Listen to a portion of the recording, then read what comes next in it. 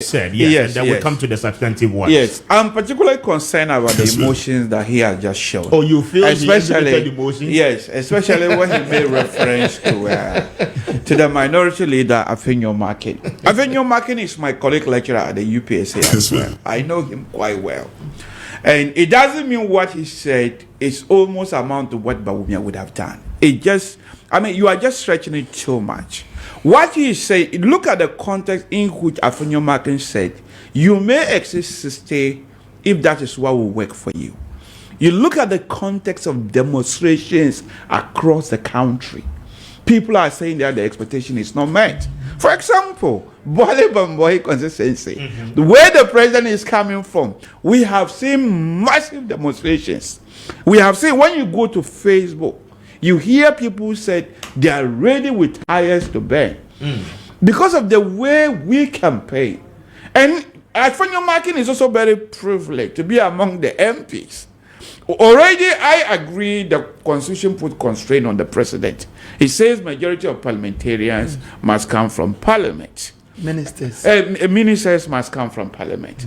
Again, it called for regional balance. Yes. Aside the regional balance, we now also have affirmative action that require the president to appoint, I think 35 or 30% of ministers must also be female in compliance with the Affirmation Act bill. So over there, I sympathize with the president that he has been constrained by law. You cannot be constrained by law because, I mean, presumably, you are very much aware of the laws, the existing laws, before you made the promise. So the excuse of you being constrained with the provisions of the law does not come in at this point. I mean, no, what we are saying is that, for the fact that he's been there before as former president, then probably Ghanaians can say he knew what he was saying. So let me still express it. So my opinion, when I said that he's constrained by law as to how many people he can appoint and the combination of how he can appoint,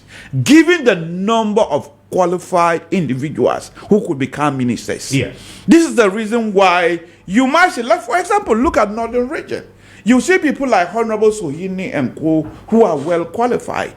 But then, even though he has taken 4 from Northern Region, he can't take more because other areas will be protesting. Just as Savannah Region saying that only one person is appointed in the form of John Jinapo. And the Northeast Region, one person, perhaps he could have gone for more. So with looking at it that way, in fact, he's constrained. But why should that be a challenge? We're a country of over 30 or 32 million.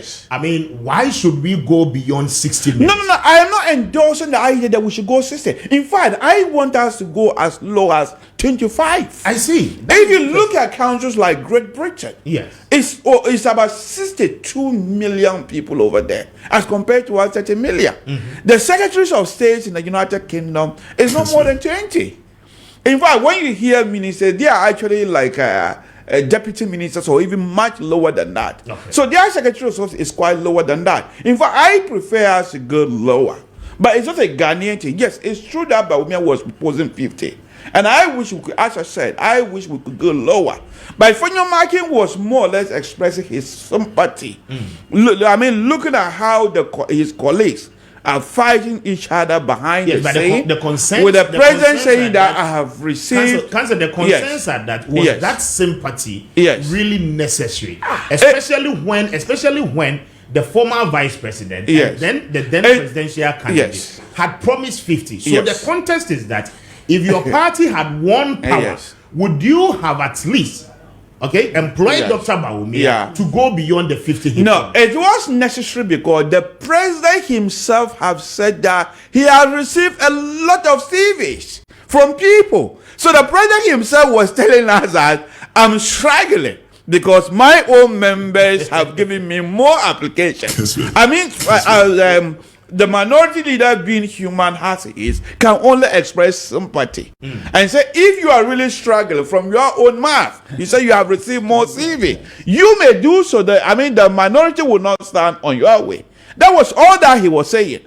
But you cannot connote that to mean that if Bawumia had come, the minority leader would have influenced him to go more than 50 as promised by our manifesto. No, the two of them are mutually exclusive.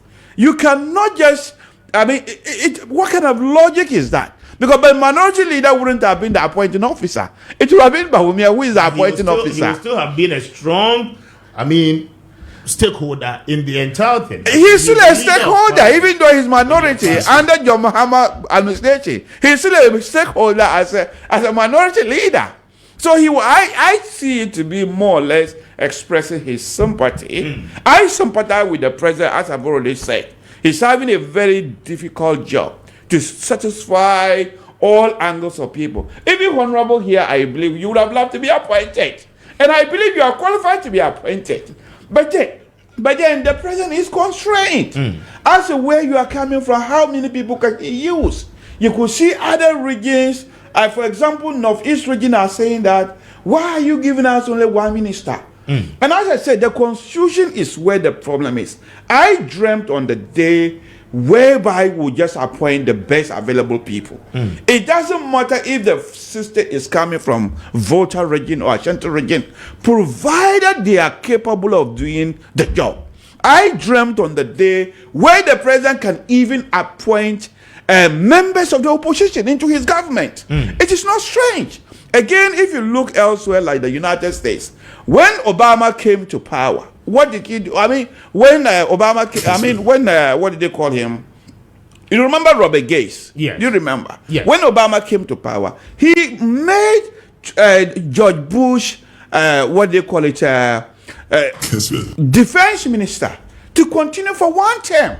As a defense minister of an opposition party, he had just defeated. There's nothing strange about that. All that you needed to do was to call him, have conversation with him. If you share your vision, why not? He is a citizen.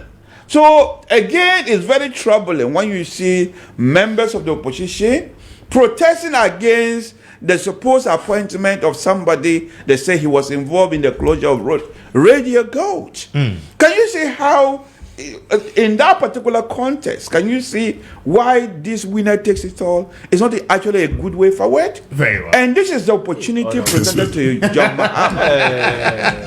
It's an opportunity for him to reform the constitution. No, he's very short at you. The reason being, I will not take off. You've always been in the system. As an academic, when did you start advocating as an academic, and as somebody who has studied, as an academic and as somebody who have always studied comparative constitutional law of both United States and Great Britain, I believe our constitution is seriously flawed.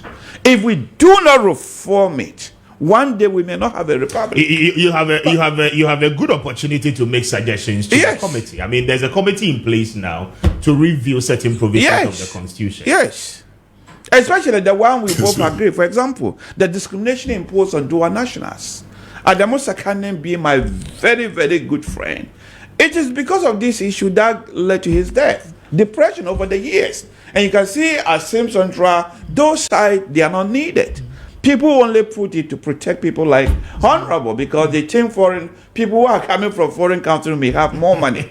But this is an opportunity for us to invite people who are abroad, especially as IA is becoming prominent.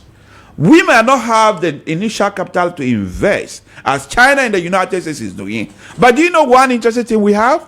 We have Ghanaians who are giving children abroad. We could use some of these things to entice them to bring those technology home. And I think John Mahama has an opportunity to do it. You'll be in Wale Wale. Yes. You'll be sponsoring the party once in opposition. Yes. The person who intend coming to contest in the constituency will sit elsewhere. He doesn't even know how the people live. He doesn't understand the party. He doesn't understand how to even govern the culture. And he will just come with his money to come and seat you. Then who will be taking care of the party when you are in opposition? So this is the trouble we have as Ghanaians. You are wasting your time. Very well. Listen. Very well. Cancel. Trouble we have as Ghanaians. Cancel. They see